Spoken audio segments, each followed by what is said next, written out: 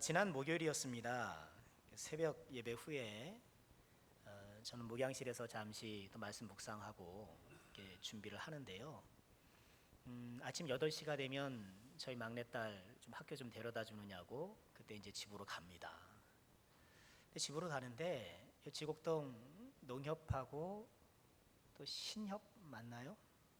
이렇게 은행 앞에 아침 8시가 됐는데 사람들이 줄을 쭉 서 있는 거예요. 무슨 일인가? 혹시 은행이 망해서 내가 예치한 거 확보하려고 그러는가? 얼핏 그 생각이 들더라고요. 그런데 표정들이 뭐 그렇게 다급한 표정들은 아니신 것 같고, 그리고 이제 학교다 데려다 주고 집에 와서 좀 밥 먹고, 그리고 9시가 조금 안 돼서 이제 교회로 출근해서 오는데, 아니 8시보다 훨씬 더 많은 줄이 한 뭐 100m 가까이 쭉 서 있는 거예요. 왜 그런지 아시죠? 군상 사랑 상품권. 그게 뭐예요? 그날만 파는 거예요?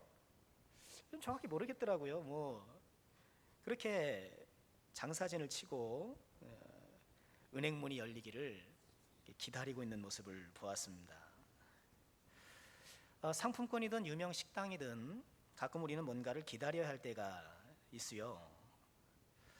그러고 보면 우리 믿음이란 기다림이 아닐까 하는 묵상을 해봅니다. 그러니까 믿음은 성격상 기다림이 그 안에 있어요. 우리는 이미와 아직 사이를 살잖아요.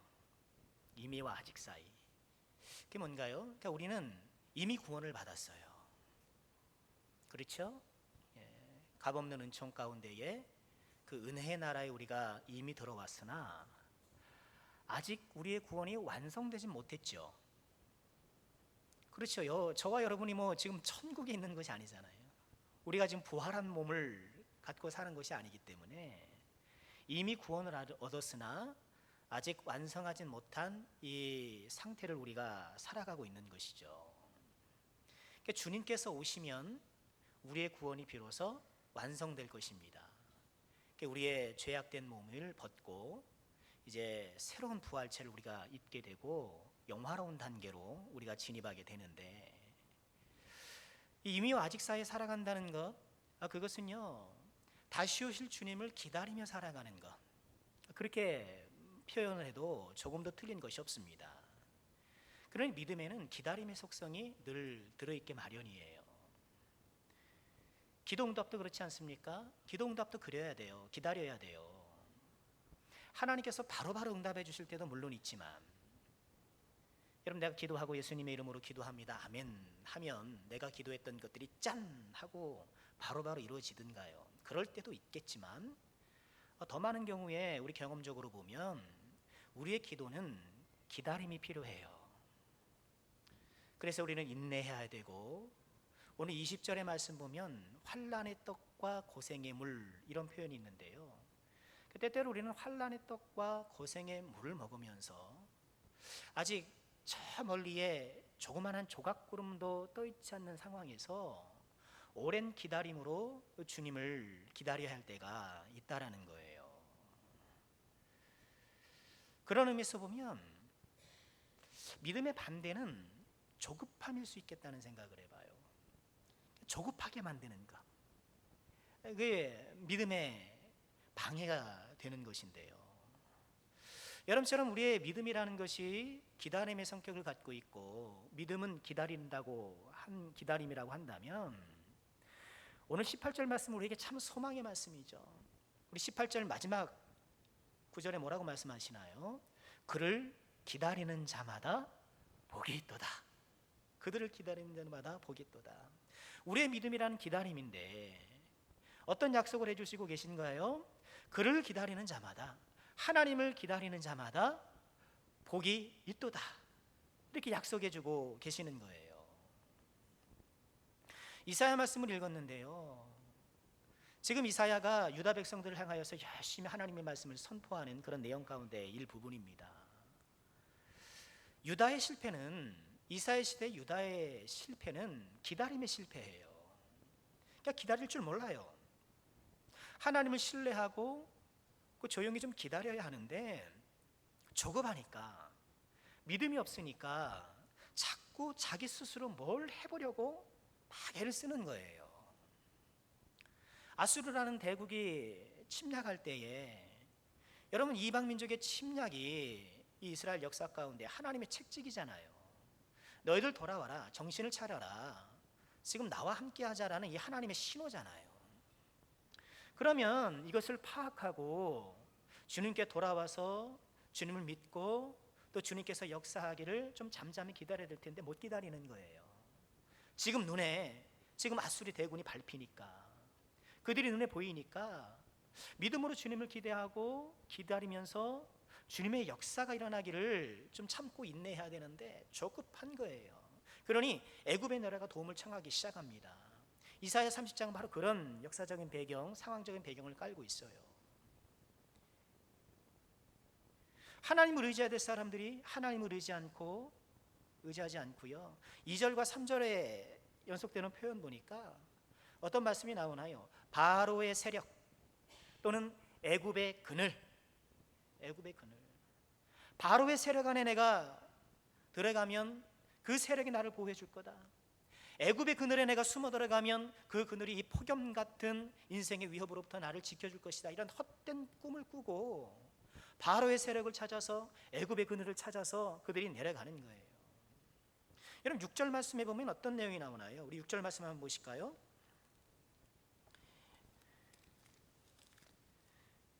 이사야 30장 6절의 말씀 보면 네겝 짐승들에 관한 경고라. 새벽에 봤던 말씀이기도 한데요. 사신들이 그들의 재물을 어린 나귀 등에 싣고 그들의 보물을 낙탄장에 얹고 암사자와 수사자와 독사와 및 날아다니는 불뱀이 나오는 위험하고 곤고한 땅을 지나 자기에게 무익한 민족에게로 갔다.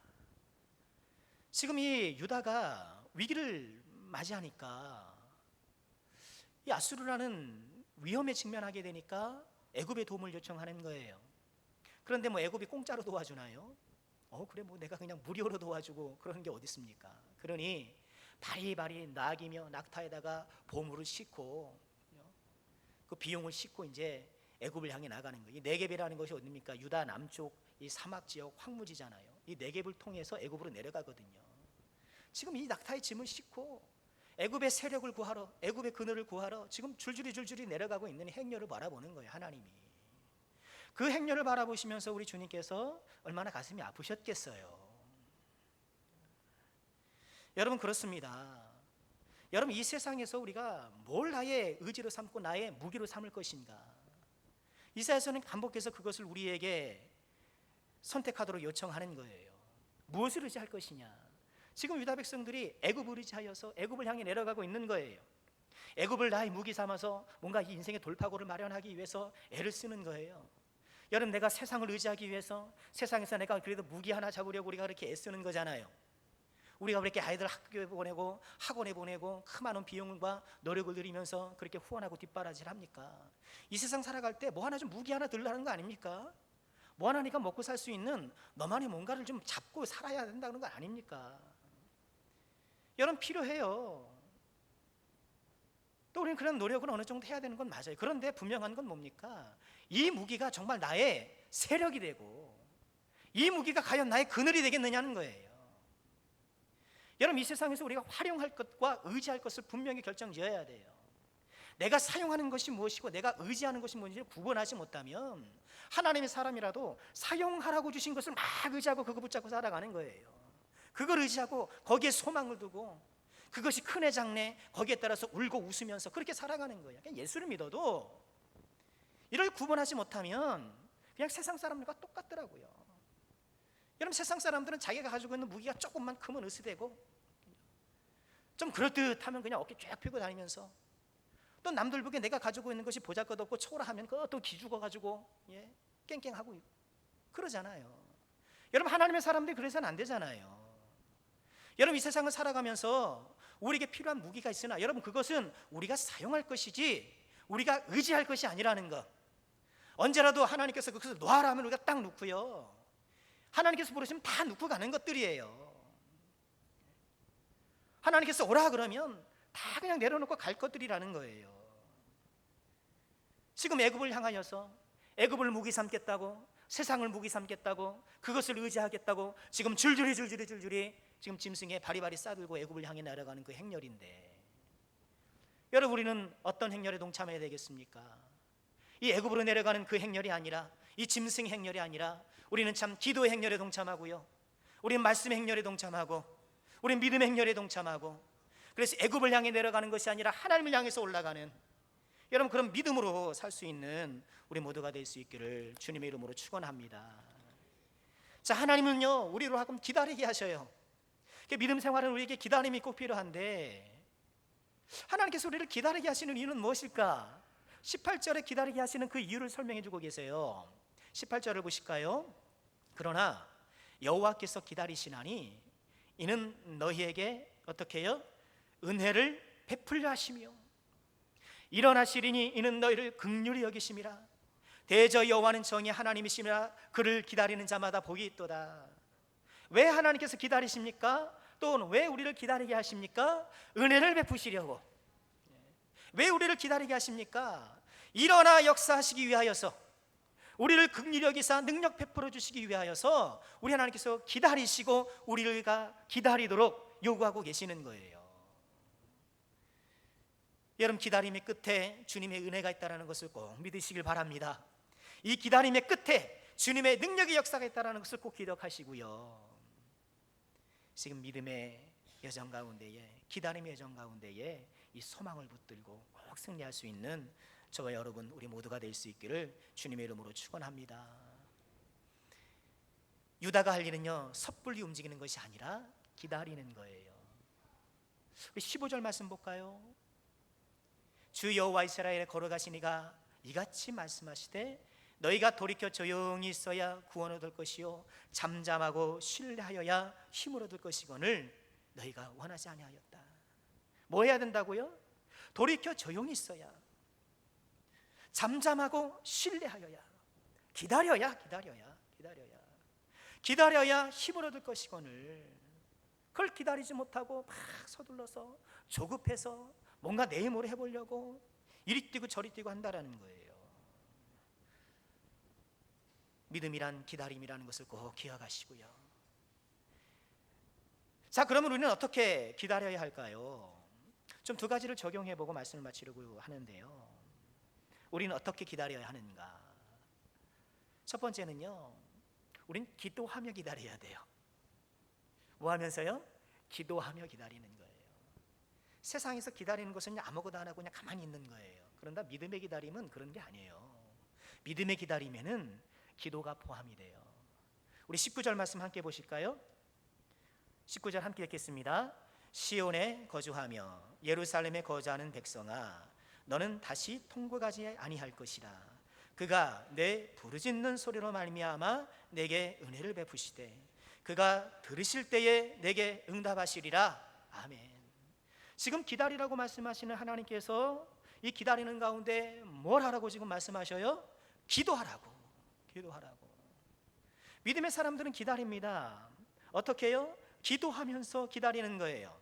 왜요? 하나님은 부르짖는 소리로 말미암아 은혜를 베풀어 주시고 우리의 부르짖는 소리를 들으시고 응답하시기 때문에. 여러분 지난 주일 오후에 우리가 아말렉과의 전투하면서 기도의 말씀을 함께 받았었는데요, 여러분 출애굽기 17장 8절이잖아요. 아말렉과의 전투가 그렇습니다. 출애굽기 17장 8절인데, 그런데 이런 아말렉과의 전투 이전에 이스라엘의 상태를 출애굽기 17장 7절이 소개하고 있어요. 아말렉과 전투 이전에 출애굽기 17장 7절 한번 보실까요? 그가 그곳 이름을 마사 또는 무리바라 불렀으니 이는 이스라엘 자손이 다투었으며 또는 그들이 여호와를 시험하여 이르기를 여호와께서 우리 중에 계신가 안 계신가 하였습니다. 무리바 물 사건이잖아요. 그 무리바 물 사건은 왜 일어났는가? 이 무리바 물 사건에 스며 있는 그런 주제는 무엇인가? 사람들의 시험하는 목소리예요. 여호와께서 우리 중에 계신가 안 계신가? 여러분 이것은 이스라엘 백성들의 의구심이 아니라 때때로 우리의 의구심이 아닌가요? 여호와께서 계신가 안 계신가? 아니면 살아계신 건 다 믿죠. 존재하신다고 믿지 않는 사람이 어디 있겠습니까만, 가끔씩 우리는 정말 내 삶 속에 주님께서 역사하시는 건가? 정말 하나님께서 말씀하신 대로 살아 역사하시는 그런 분이신가? 그런 생각을 할 때가 있어요. 여호와께서 우리 중에 계신가 안 계신가 하였습니다 하는 이런 이스라엘의 상태를 설명한 후에 뭐가 나온다는 거예요? 아말렉과의 전투. 모세가 산에 올라가고 아론과 훌이 협력하여서 뭐 했어요? 기도하면 이스라엘이 이기고 기도하지 않으면 손이 내려오면 이스라엘이 패하고, 이 아말렉과의 전투. 여러분, 이런 사건의 배열이 우리에게 전하는 메시지는 분명하죠. 하나님이 계신가 안 계신가 의심하는 상황 이후에 아말렉과의 전투, 이 기도의 장면을 두는 이유는 뭐예요? 이 질문에 대한 답, 여호와께서 우리 중에 계신가 안 계신가 하는 이 질문에 대한 답이 아말렉과의 전투라는 거예요. 하나님께서 계신지 안 계신지 우리가 어떻게 알 수 있어요? 기도해보면 아는 거예요. 기도해보면 아는 것입니다. 기도를 통해 우리의 의심이 해소되는 거예요. 하나님이 계신가 안 계신가, 내 삶에 역사하신가 안 하신가, 여러분, 그것은 내가 머리로 생각해서 되는 게 아니라고요. 기도할 때 그것이 해소가 되는 것입니다. 여러분, 가만히 보면요, 하나님에 대해서 이렇쿵저렇쿵 이렇게 조금 불평스럽게 이야기하는 사람들 가만 보면 기도 잘 안 하세요. 그런 경우가 많아요. 뭐 나름의 하나님에 대한 자기 생각은 아주 뭐 굉장해요. 하나님이 이렇지 않아요, 뭐 저렇지 않냐 막 이렇게 얘기하는데, 그런데 기도하는 사람은 그렇지 않아요. 기도하는 사람은 잠잠히 하나님의 역사를 기다려요. 하나님의 살아계심을 분명히 알고 있기 때문에 그렇습니다.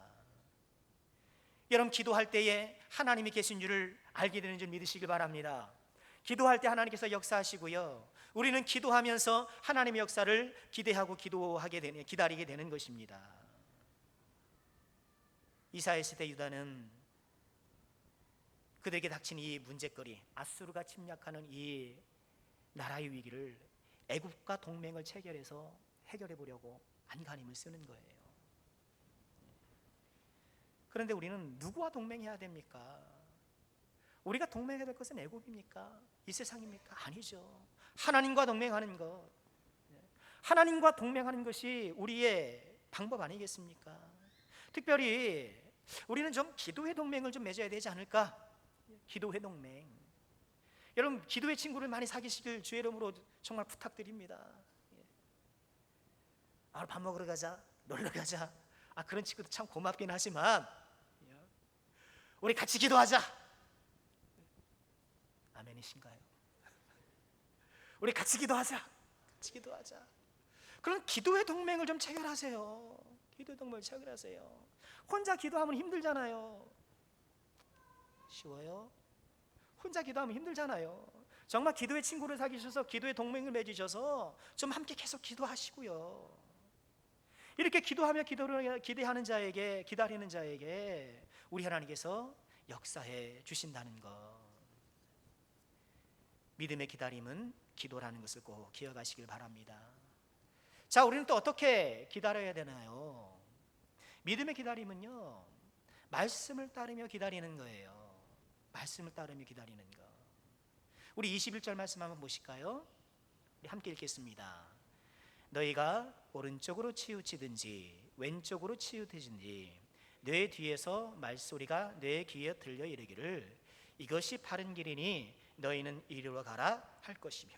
아멘.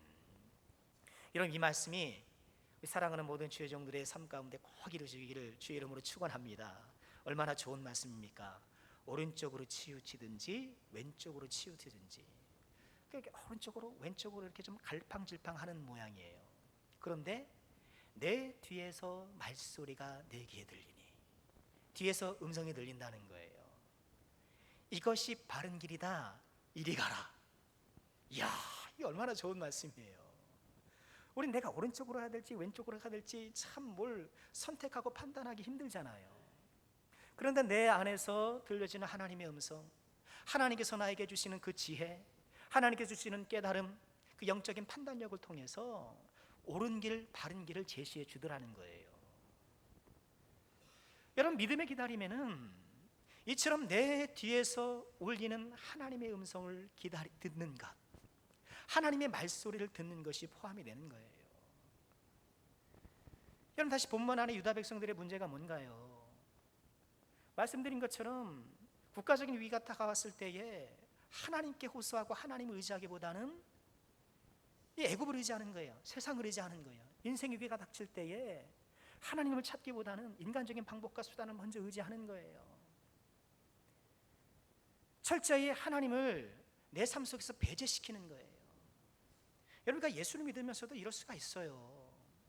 예수를 믿었으면 나의 하나님이 교회 하나님으로 탁 머물 때가 얼마나 많은지 몰라요. 그래서 예배를 드리고 기도하고 그럴 때 교회 안에서 뭔가 할 때는 그래도 믿음 있는 것 같고 뭔가 이렇게 좀 하는 것 같고 느낌이 그런데 교회 문 밖으로 나고 세상 나가 보면은 그런 게 싹 사라져 버리고 세상 방식대로 사는 거예요. 여러분, 나도 모르게 내가 그러려고 그러는 사람이 어디 있겠습니까? 그러려고 그러는 사람이 어디 있겠어요? 그렇게 되는 이유가 뭔가요? 내가 세상을 살아가면서 내 삶의 현장에서 왼쪽으로 오른쪽으로 치우치를 할 때 나에게 들리는 음성이 없기 때문에 그래요. 내 마음속에 울려 퍼지는 우리 하나님의 지혜, 하나님의 판단력, 하나님의 지시하심을 감지하지 못하기 때문에 그러는 것이거든요. 유다 백성들은 하나님을 이렇게 배제시키다 보니까, 자기 실제 생활에서 하나님을 배제시키다 보니까 하나님의 말씀이 들리지 않아요. 하나님의 말씀이 들리지 않으니까 또 어떻게 돼요? 또 삶 속에서 더 하나님을 배제시켜요. 하나님을 배제시키는 것, 또 하나님의 말씀을 듣지 않는 것, 이것이 계속 순환해서 점점 악화되는 거죠. 유다는요, 이사야 시대의 유다는 하나님의 말씀이 잘 들리지 않는 그런 영적 슬럼프가 아니에요. 가만 살펴보니까. 여러분이 그럴 때가 있잖아요. 예수를 믿다가도 우리가 예수를 믿으면서 늘 항상 그렇게 은혜로운 생활하는 건 아니잖아요. 늘 우리가 천국 살아가고 다 그렇게 충만해서 그런 건 아니잖아요. 때때로 우리는 뭔가 좀 신앙의 슬럼프가 올 때가 있잖아요. 그래서 잘 들리던 말씀이 잘 안 들릴 때가 있고, 그래서 예배를 들어도 그냥 마음이 좀 컬컬하고 그럴 때가 일시적으로 그런 슬럼프가 있을 때가 있어요. 그런데 유다는 그런 게 아니더라는 거예요. 그런 일시적인 슬럼프가 아니라 의도적으로 고의로 하나님의 말씀을 듣지 않더라고요.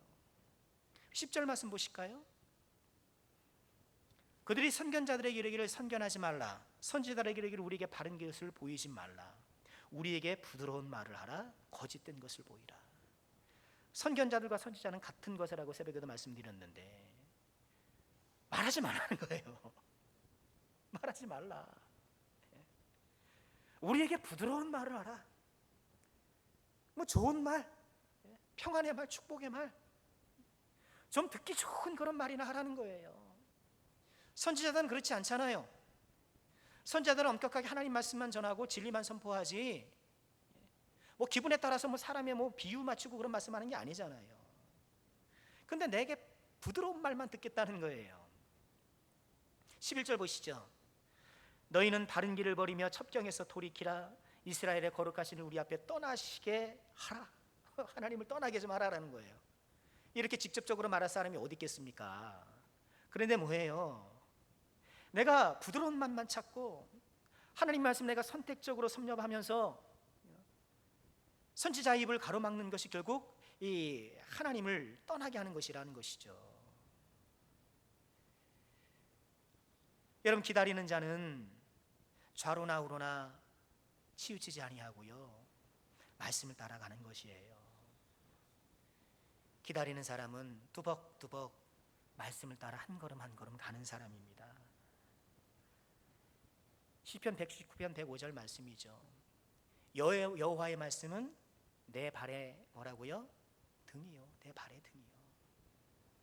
멀리 비춰주는 게 아니고요, 여호와의 말씀은 내 발 요 주위를 비춰준다는 거예요. 캄캄한 밤에 후레쉬를 들고 가면 그렇잖아요. 멀리 비추고 갑니까?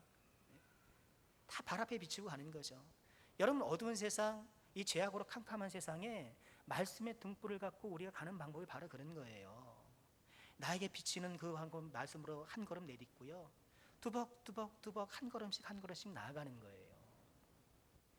이 믿음의 길이 어떻게 식으로 나아가는지 우리는 알지 못해요. 가끔씩 우리 믿음의 길을 내비게이션으로 비유하는 경우가 있는데, 일견은 맞지만 사실 그렇지 않아요. 내비게이션은 우리가 가는 길을 처음부터 끝까지 다 보여주잖아요. 어디로 돌고 어디로 돌고 어디로 돌고 그냥 시원하게 다 보여주잖아요. 그런데 사실 하나님의 말씀은 그런 내비게이션은 아니에요. 이정표가 맞아요. 굳이 정확한 비율을 찾는다면 그만큼 가면 거기서 오른쪽으로 가라, 왼쪽으로 가라. 또 거기서 그만큼 가면 이쪽으로 가라, 저쪽으로 가라. 그게 믿음이에요. 그 말씀을 따라 말씀이 보여주는 만큼 가는 거예요. 오늘 나에게 기도의 말씀을 주시면 그 기도를 갖고 한 주간 가는 거예요. 나에게 순종의 말씀을 주시면 또 그 말씀 갖고 그렇게 또 가는 거예요. 나에게 성경의 말씀을 주시면 또 그거 가지고 그만큼 가는 거예요. 이게 가는 거예요. 그게 믿음의 여정이라는 거예요. 하나님은요, 우리에게 모든 걸 다 보여주시고 우리 인생의 청사진을 다 보여주시고 설계도를 다 보여주시고 따라오라고 그러지 않으셔요. 아브라함을 부르실 때 어떻게 하셨습니까? 너는 본토 지척 아베 집을 떠나 내가 내게 지시하는 곳으로 가라. 내가 내게 지시하는 곳으로 가라. 그것이 어디라고 말씀하신 적은 없어요. 우선 떠나라. 그러면서 그때 하나님께서 가야 할 곳을 지정해 주시고 하나님께서 그 길을 인도해 주시잖아요. 여러분, 믿음의 길이란 바로 그런 거예요. 히브리서 11장 13절 어떻게 말씀하시나요? 이 믿음의 사람들은 다 믿음을 따라 죽었으며 약속을 받지 못하였을 때 그것들을 멀리서 보고 환영하며, 약속을 받지 못했다는 것은 뭐 약속이 없었다는 것이 아니라 약속을 내가 확 받았지 않았다, 못했다는 얘기예요. 약속을 내가 확실하게 내 것으로 붙잡지 못했다라는 거예요. 그 현실로 그것을 맞이하지 못했다는 거예요. 약속을 다만 멀리서 바라보고 환영하고 땅에서는 외국인과 나그네의 힘을 증언하였다. 이 세상에서 말씀을 따라 한 걸음 한 걸음 가는 거예요. 비록 이 주님께서 보여주시는 그림이 희미하지만 선명하지 않지만 그래도 말씀의 등불로 내 발을 비치면서 하루하루 그 말씀을 따라 걸어가는 거예요. 여러분, 이것이 기다리는 믿음이라는 것입니다. 하루하루 한 주간 한 주간 이 말씀의 빛을 따라 걸어가는 우리가 되길 바랍니다. 그것이 믿음의 걸음이고요, 믿음의 기다림인 것입니다. 영생을 사는 방법이 뭘까요? 영생은 우리가 죽어서 가는 곳만이 아니잖아요. 이미 우리는 영생을 살고 있잖아요. 그죠? 영생을 사는 방법이 뭡니까? 오늘 하루를 영생으로 사는 거예요. 오늘 하루를, 이번 한 주간을 내가 영생으로 사는 것이 내 인생을 영생으로 꾸며나가는 방법인 것이죠. 자, 말씀을 마칠까 합니다. 믿음은 기다림입니다. 믿음은 기다림입니다. 우리는 기도하며 기다리고요, 나에게 비춰진 말씀의 등불로 내 걸음걸음 한 걸음 한 걸음 비추면서 그 말씀을 따라가며 기다리는 것입니다. 목요일 오후에 은행에 갈 일이 있었습니다. 이미 오전에 줄 섰던 사람들은 없죠. 근데 그 은행에 그런 안내가 있더라고요. 금일 군산사랑 상품권은 종료되었습니다. 아마 그거를 밖에다 걸어놨던 모양이에요. 아마 열심히 기다렸지만 미처 구입하지 못한 사람도 있었던 모양이에요. 그럴 수 있죠. 그럴 수 있죠. 여러분, 이 세상에서 우리가 기다릴 때가 있는데 실망하는 기다림도 분명히 있어요. 이 세상의 기다림은 우리를 실망시킬 때가 있어요. 그런데 오늘 어떤 약속을 하십니까? 우리 주님은 여호와를 기다리는 자마다, 여호와를 기다리는 자마다 복을 주신다. 복을 주신다. 이 주님을 향한 기다림은요, 실망할 일이 없다라는 거예요. 누구나 만족하다라는 거예요. 이 사실을 믿으시고요, 이번 한 주간에도 이 믿음의 기다림, 기도의 기다림, 말씀의 기다림, 이 믿음의 길을, 또 승리의 길을 걸어갈 수 있는 저 여러분이 모두가 될 수 있기를 주님의 이름으로 축원합니다.